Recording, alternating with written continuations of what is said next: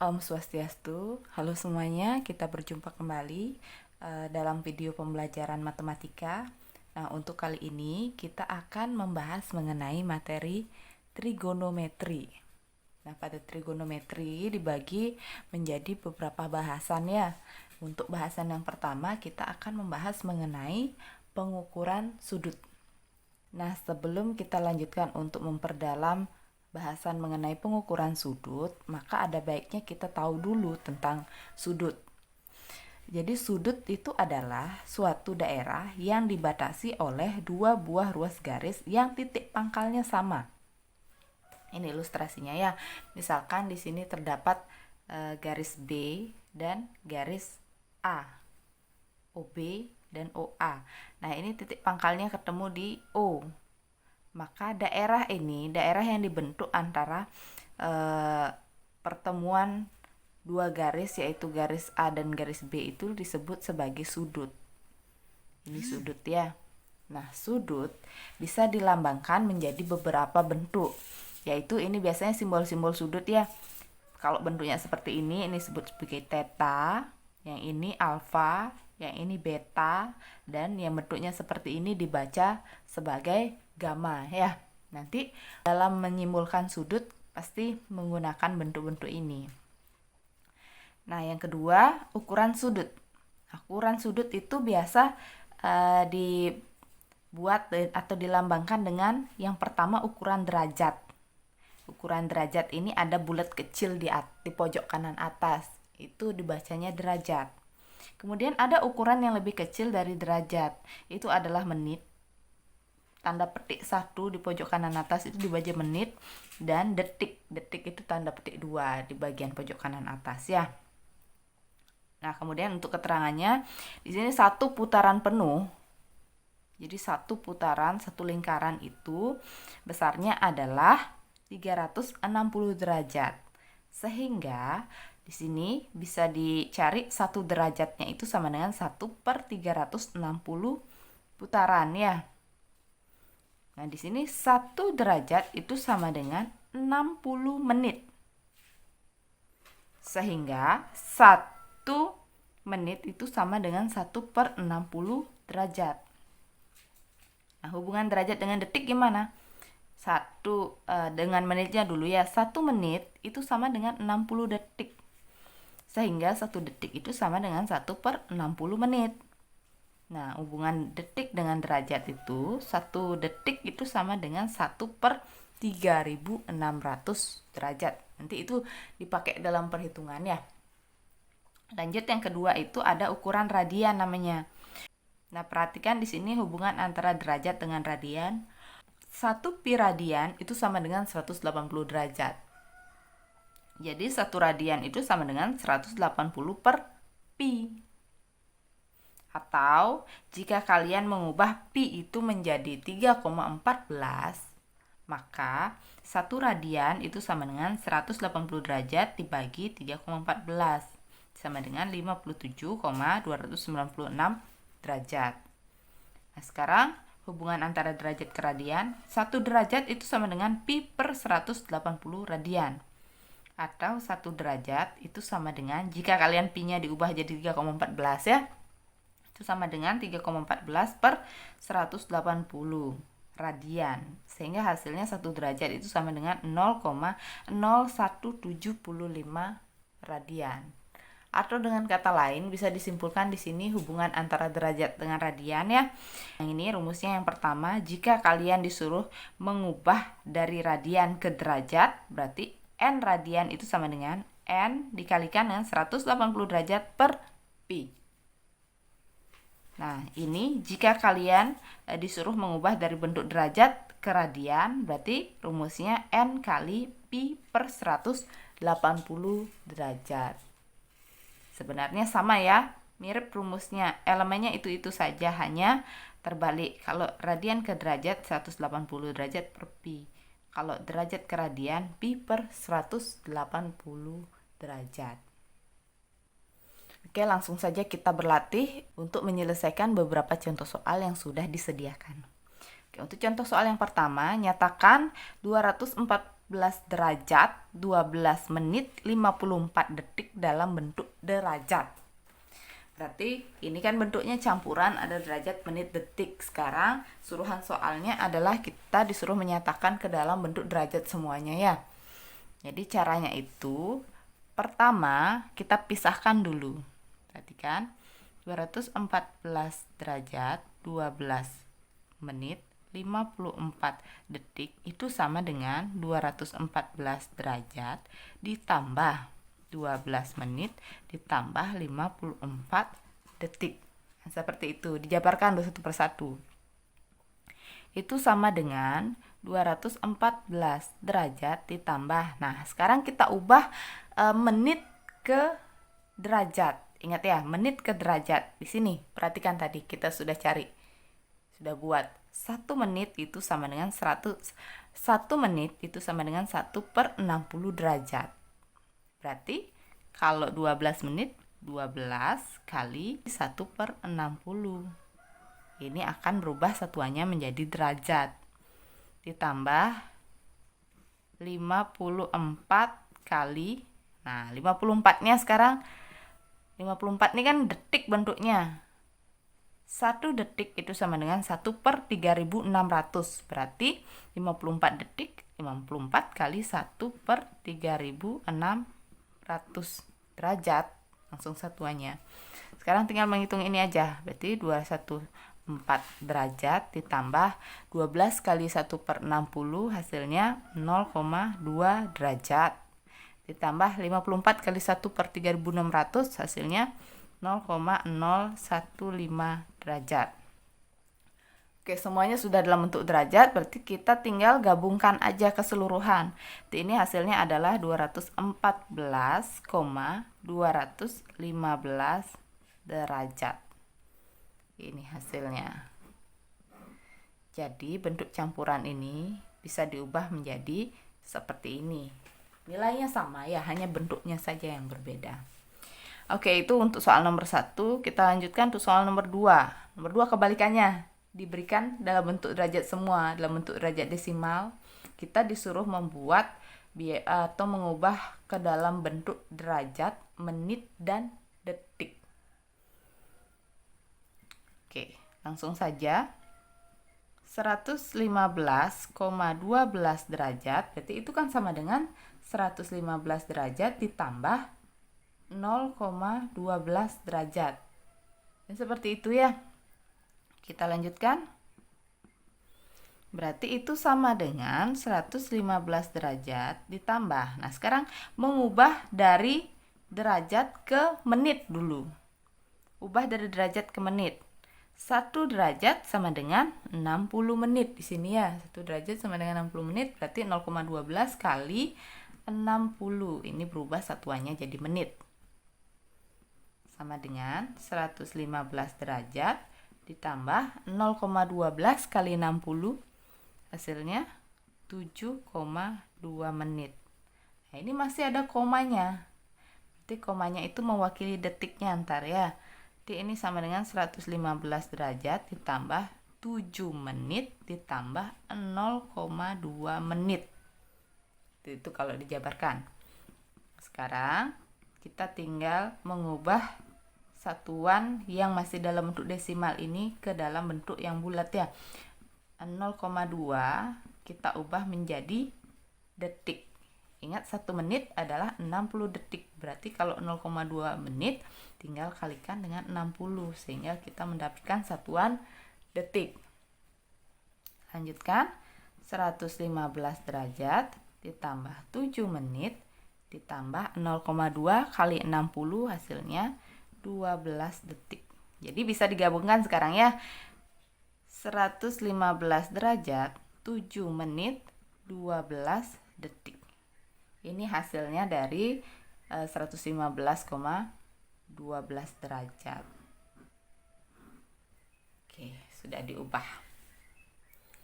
Lanjut soal yang ketiga. Nah, sekarang disuruh mengubah 5/6 radian ke dalam bentuk satuan derajat. Berarti ini adalah mengubah bentuk radian ke dalam derajat. Mengubah radian ke derajat berarti pakai yang ini ya. Rumus yang ini. Semua rumus sudah diberikan, kita tinggal gunakan aja. Berarti 5/6 radian itu sama dengan 5/6, sesuai dengan bentuk ini ya. N-nya 5/6, diganti jadi 5/6 kali 180 derajat per pi. Nah, ini bisa disederhanakan. 6 dengan 8, 180 sama-sama bagi 6, dapat 30 derajat. Berarti tinggal 5 kali 30 derajat, 150 derajat per pi. Ini hasilnya ya. Atau jika kalian mau mengubah pi-nya itu menjadi 3,14, berarti ini jadinya 150 derajat per 3,14. Itu sama dengan 47,77 derajat. Ini hasil akhirnya ya. Boleh kalian ubah pi-nya itu jadi 3,14 sehingga dapat dalam bentuk full seperti ini ya. Atau kalian biarkan saja dalam bentuk pi. Karena nanti pada saat kalian mengikuti tes kan tidak mungkin diberikan kesempatan untuk menggunakan alat bantu hitungnya. Jadi biarkan aja dalam bentuk seperti ini, tidak masalah. Kemudian lanjut nomor 4, kebalikan dari nomor 3 ya. Tadi nomor 3 kan mengubah radian ke derajat. Sekarang disuruh mengubah derajat ke radian. Ubahlah 126 derajat ke dalam bentuk radian. Oke, berarti gunakan persamaan yang ini. 126 derajat, berarti N-nya 126 derajat ya. Sama dengan 126 derajat sama dengan 126 derajat kali pi per 180 derajat. Oke, ini tambahkan derajat di sini. Radian, ingat. Ingat nanti satuannya berubah menjadi radian. Oke, ini sama-sama dibagi 18 bisa ya. Sama-sama dibagi 18, ini hasilnya 7, ini 10. Berarti itu sama dengan 7/10 pi radian. Ini hasilnya.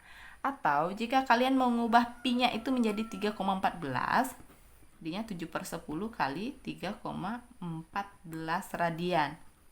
Hasilnya adalah 2,198 radian.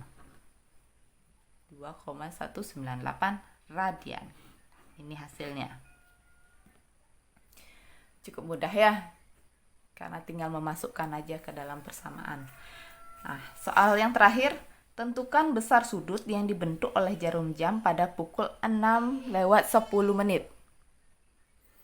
Untuk soal ini, ada baiknya kita gambarkan dulu ilustrasinya ya. Kita buat dulu bentuk jamnya. Oke, kita buat ilustrasinya dulu. Nah, ini kan misalkan ini adalah sebuah jam. Kita tunjukkan dulu pukul 6:10.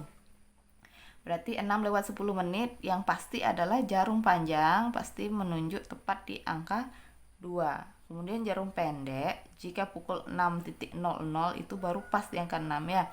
Karena ini lewat 10 menit berarti agak miring sedikit menyimpang dari angka 6-nya.